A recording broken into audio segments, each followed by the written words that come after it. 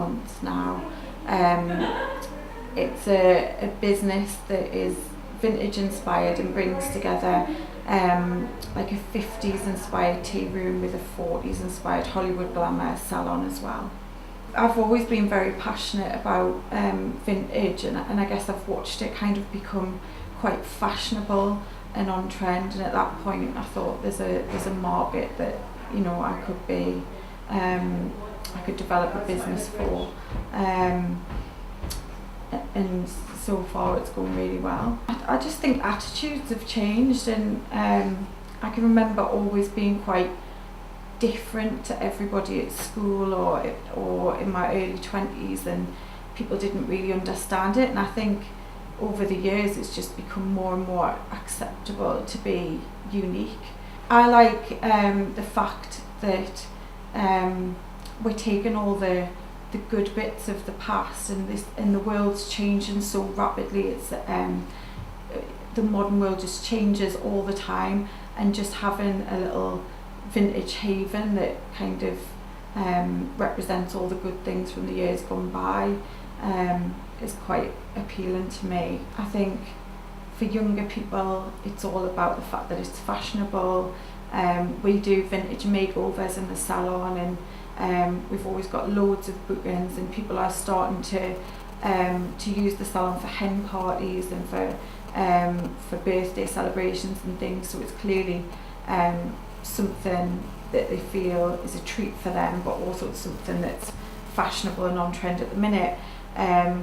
And the older people are simply just enjoy kind of sitting back in the tea room and listening to the music that we play, looking at the crockery and the different accessories that we've got around the place that will help them, you know, remember the good times.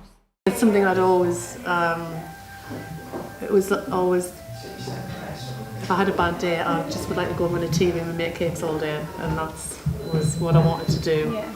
Never really thought I would ever do it, but when it came to the point where I was just, I can't do what I'm doing any longer, I seriously looked into the possibility of opening a tea room, and it was a case of once I'd gone down that route, I couldn't go back. And the idea behind it was just a nice tea room, nice homemade cakes, a feeling of nostalgia. It was never sort of set up to be vintage as such. It was more about a nice homely feeling, and somewhere where people could come to and feel relaxed, and it's like home from home, you know.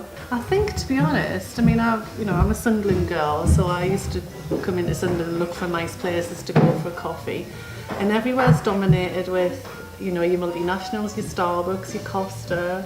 Nothing wrong with these places, you know, the nice coffee, nice food, but just something with that personal touch.